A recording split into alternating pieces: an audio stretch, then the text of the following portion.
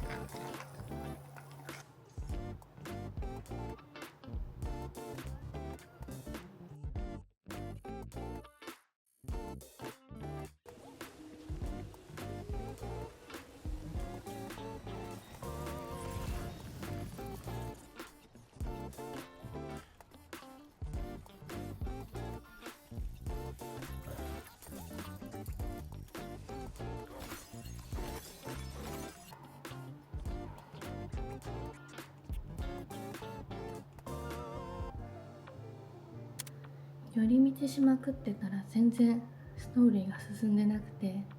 前回ここで戦ったのか、ウエストフォートノットで、その後、結構ここら辺は開放したんですよね。でぐーっと行って今一番新しいのここかな。各施設に U コードみたいなのがあるんですよね。でここがまだ 2.2 か3ぐらいの星のマークなんで、星が増えるごとにアイテムもらえて、その後が攻略しやすくなったりするんで、ここら辺の人たちと仲良くなってから進めようかなって感じで、なんかここが一番最初のプレートゲートなんですけど、この横のこういったところら辺とかにも結構隠れフォトスポットとか見つけて、多分こういう、ここまだ行ってないんですけど、こういったところにもあるのかなと思うので、ちょっと操作を思い出しつつ有効度を高めつつ、こういったところも探検しようって思ってます。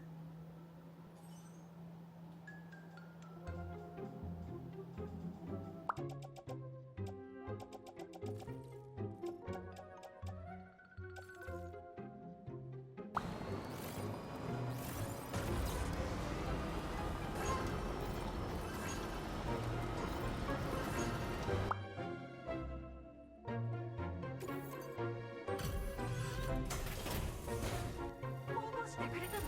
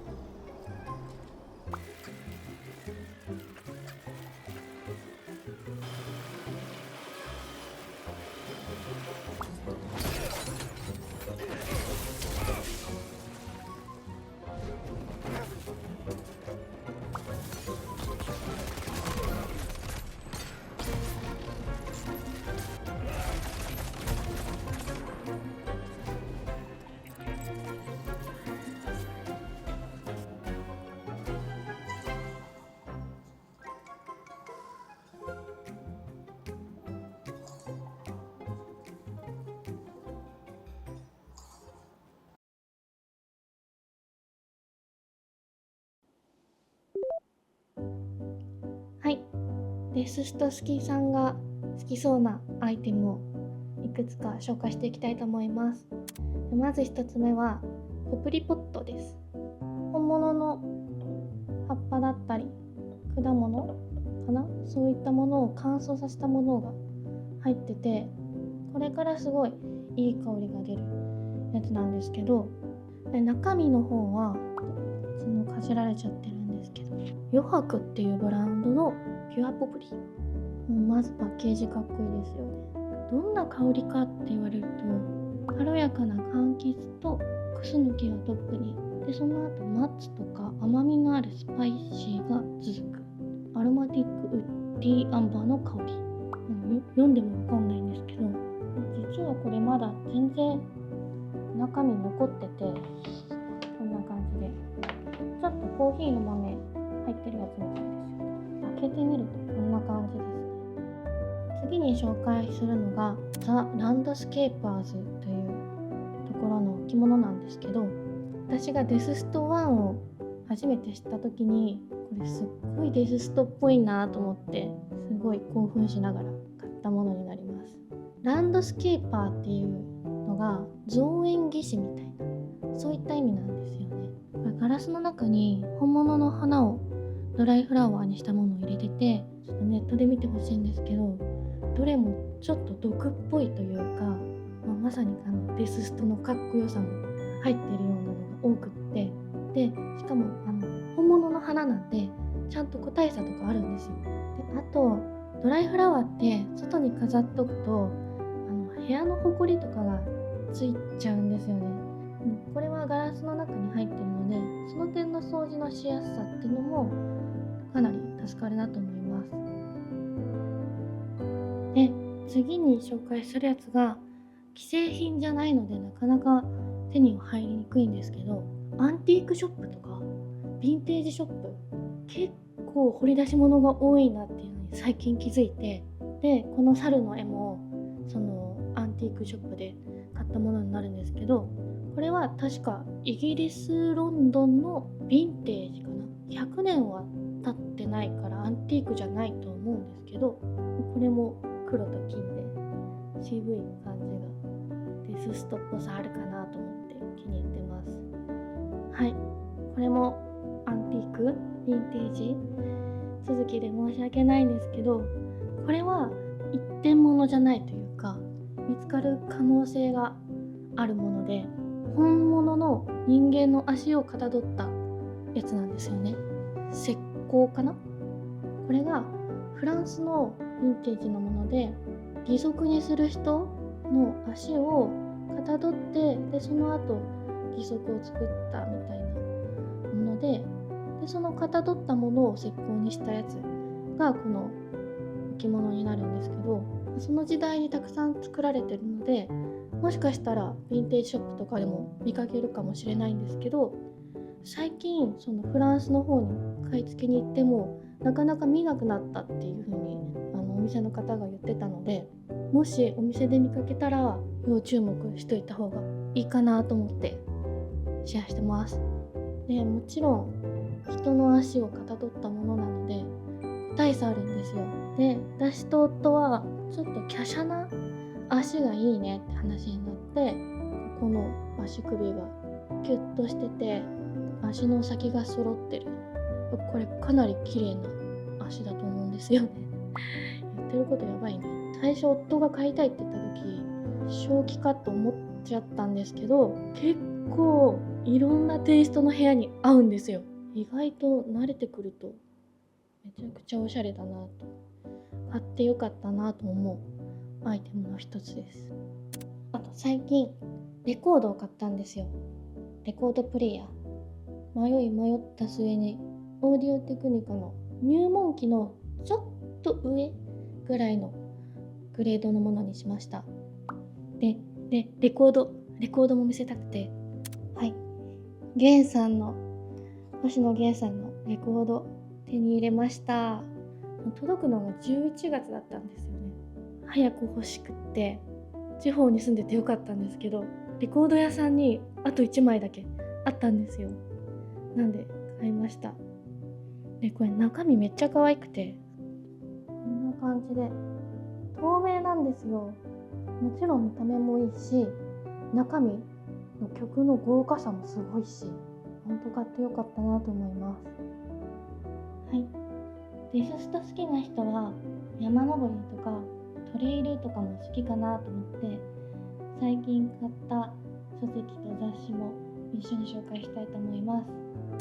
こっちがミッドナイトピザクラブっていう本なんですけど、まずかっこいいですよね。テレビのプロデューサーで上出さんって有名な方いるんですけど、その上出さんと俳優の中野大河さんと阿部祐介さんっていう方がネパールを歩いた時の冒険記みたいなトラベルレコードっていう風に書かれてるんですけど、そもそもですね、ムーダっていう YouTube チャンネルで中野大河さんと上出さん、もう一人違う方なんですけど、その3人でアラスカをトレイルしている動画があるんですよ。4日間ぐらいかけてトレイル歩いてワンダーレイクっていう湖を見に行くところを動画を撮ってくれてるんですけど、それがすごくかっこよかったんですよね。その上出さんと中野大河さんがまたタッグを組んで、今度はネパールに行ったっていうお話なんですけど、まだ全然読めてないのでちょっと感想とかはお伝えできないんですけど、その YouTube が面白かったので、この本にもだいぶ期待してます。あとこっちポパイ、軽い山登りとかに行けるような、プラスなんか日常も着れちゃうようなおしゃれな服、本格的なやつも情報がたくさん載ってるし、しかもさっきのミッドナイトピザクラブに出てた上出さんも出てる。でね、私は九州に住んでるからなかなか行けないんですけど、なんかその関東の方かなの山情報とかも今回めっちゃ載ってて羨ましい限りです。はい、で最後に紹介するのが、なんと初めて案件をいただいたんで、案件の商品の紹介にはなるんですけど、実際使ってよかったので紹介させてもらいたいなと思います。 UFIT っていうところのリーサーミニっていうのを今回提供してもらいました。ハンドタイプのマッサージ機です。メリットとデメリットを伝えたいなと思います。で、つけてみるとこんな感じ。動画じゃわかんないよね。今強さ1なんですけど、気持ちいいっていうような感じの、ちょっと気持ちよくなっちゃう。で、押していくとどんどん強度が変わるって感じ一番最大はやばいかも。じゃあまずメリットからお伝えしたいなと思うんですけど、これがこのケースに入ってるんですよね。中身こんな感じで入ってるんですけど、UFIT のモデルの中で一番小さいコンパクトなモデルなんですよね。なんで女性の方とかめっちゃ手ちっちゃいんですけど、そういった人も扱いやすい。大きいやつだと肩に当てる作業がきついみたいになっちゃうかなと思ったんですけど、このコンパクトサイズだったらその点も問題なく使えるっていうのでいいなと思います。重さ的には感覚的に言うと同じぐらいの鉄の水筒を持ってるイメージ。ここ持つと結構ずっしりするんですけど、ここ持つとあんま重さ感じないんですよ。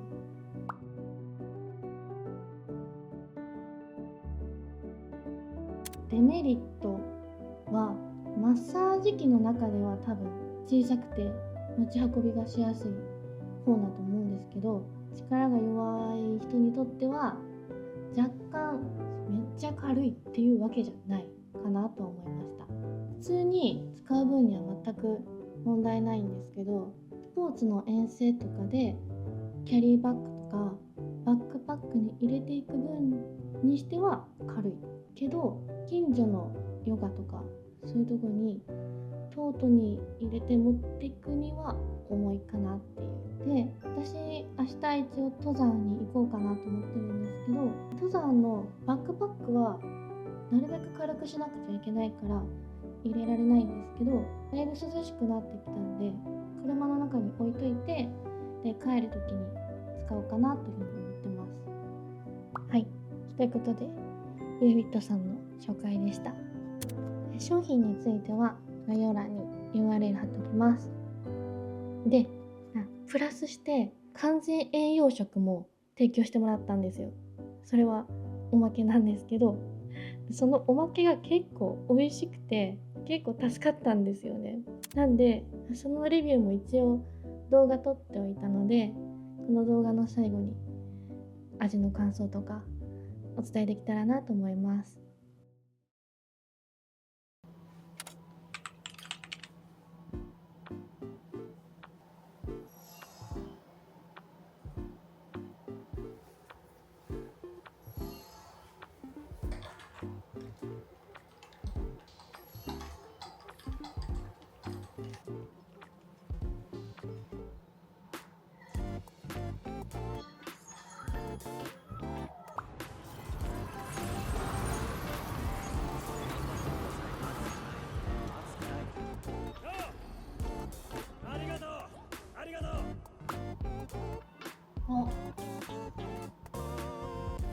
あ、やっぱり立ててない。魚の分です。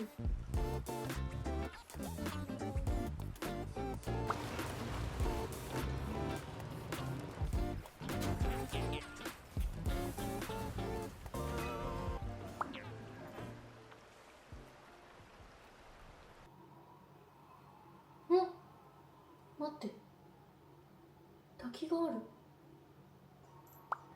いや、あった気がするな。あった気がする。確実に見てるわ。星だけ近かったら絶対見てる。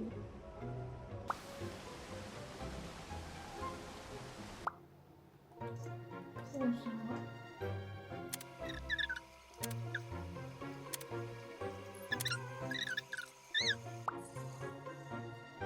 あ、ダメだ。この滝の上に建築家の家があるっぽいので、こっちの左の方から行ったら行けそうな感じするので、もうせっかくなんで行ってみようと思います。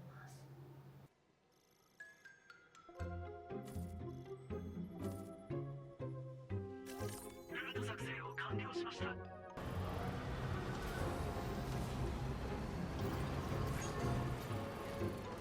ヤッホー。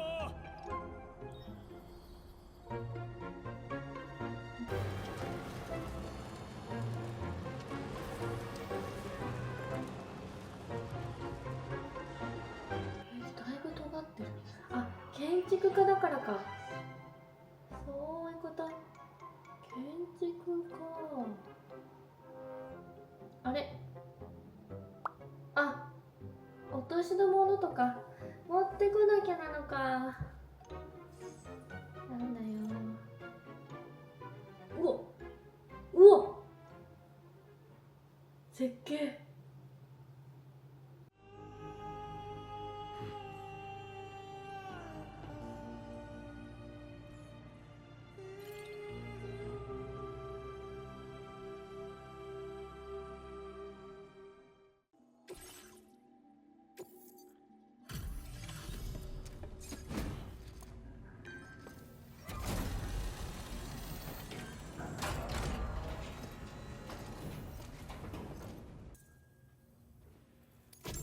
なかなかやるな。あんたならこれを使いこなせるだろう。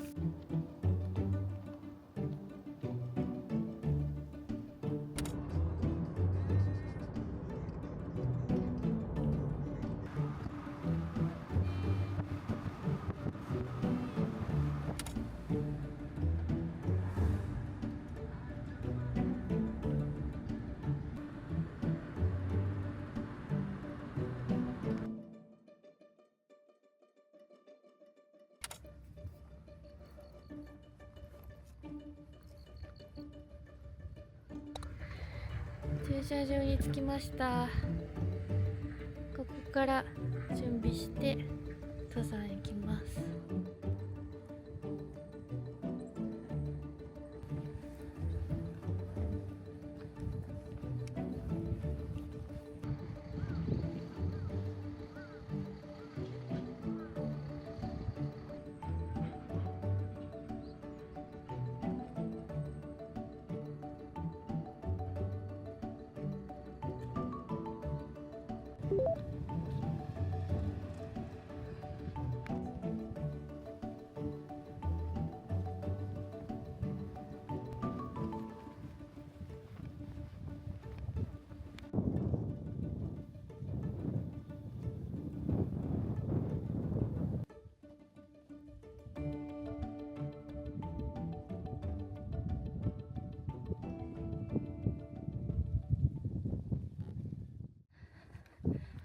すごい。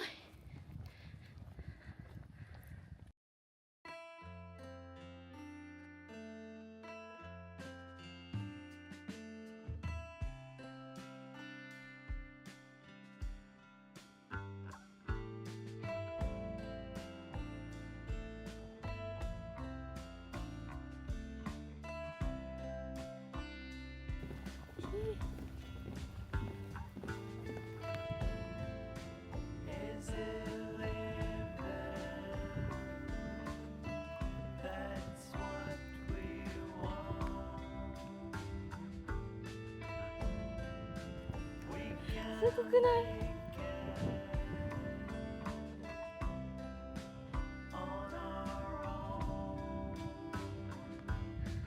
中岳の第4火口。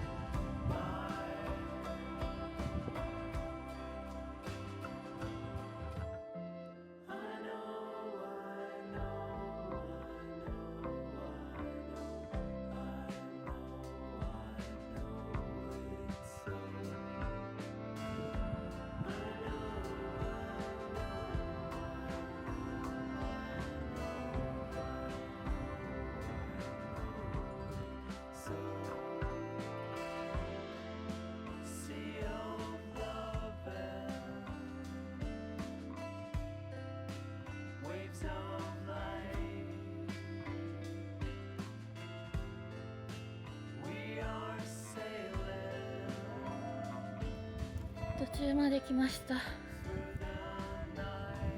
ちょっと。そこ山頂じゃない。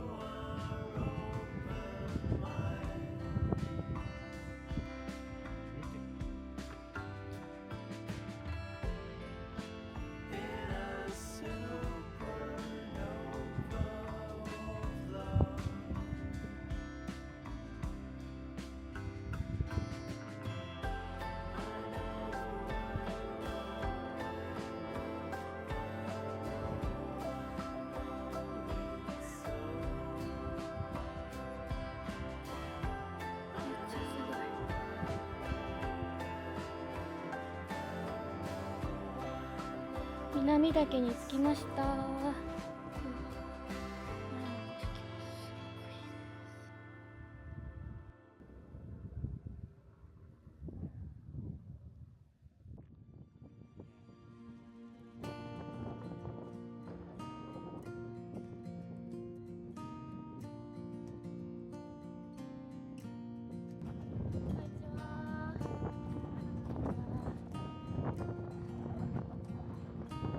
いや、なんかあっちのさ、うわー、すげえ。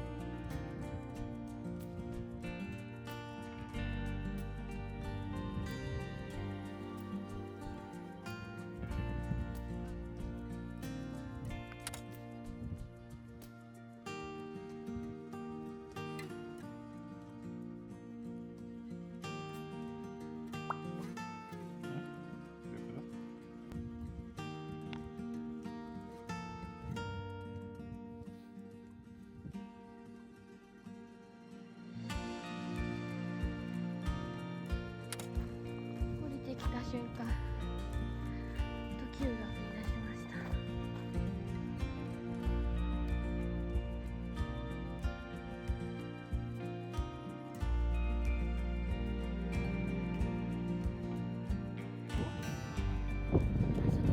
ちょっとポってなってる。なんで言ってたのってあそこじゃない？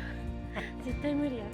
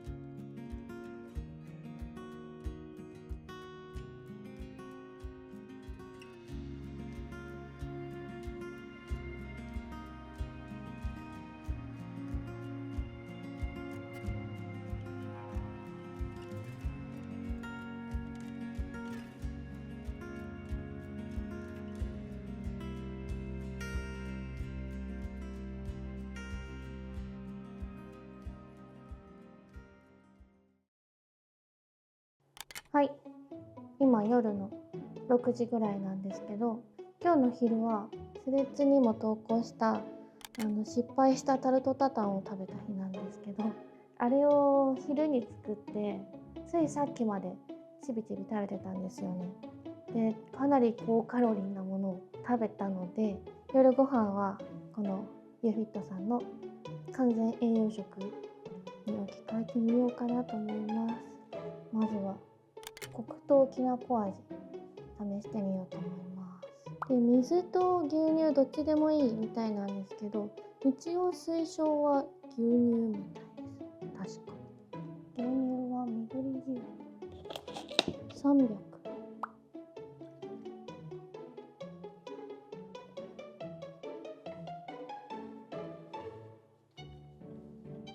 栄養食って大体まずそうなイメージだから初見で買おうってなんないんですよね。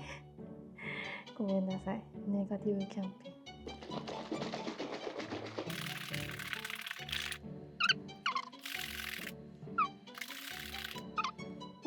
割とすぐ混ざった感じはあったんですけど、初回なんでちょっと念入りに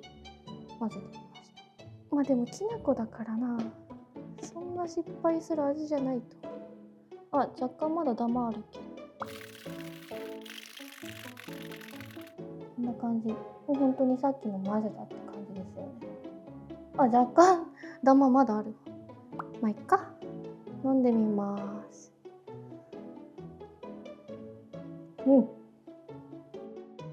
うまい。美味しいです。びっくりした。味はめっちゃ美味しい。普通にドリンクとして美味しい。健康食としての美味しさじゃなくて、ちゃんと飲み物としての美味しい。飲み終わりました。この量飲み物一気に飲むのが久々なんかもううっぷって感じ。夜お腹が減らないかなってのだけがまだわかんないとこですね。はい、ということでした。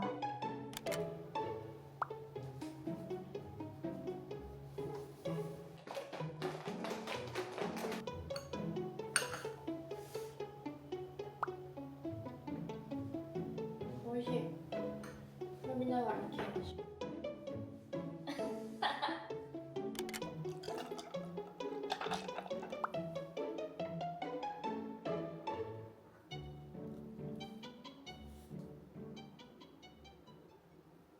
はい、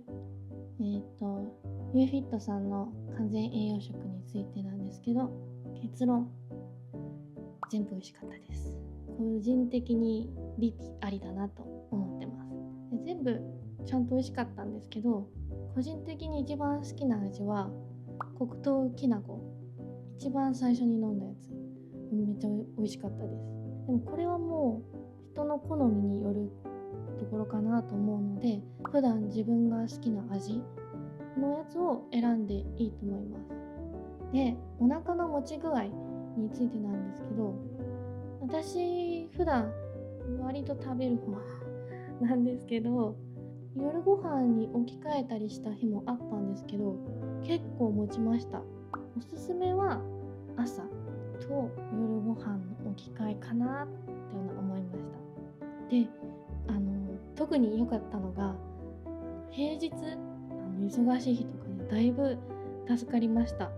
献立考えなくていいし、すぐ作れるし、片付け楽だし、仕事終わって飲む、次の活動っていう風にできるので、楽してるのに栄養がしっかりしてるから罪悪感がないんですよね。その点もいいなと思いました。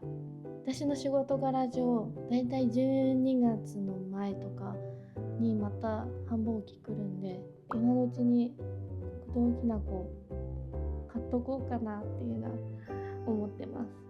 という感じでした。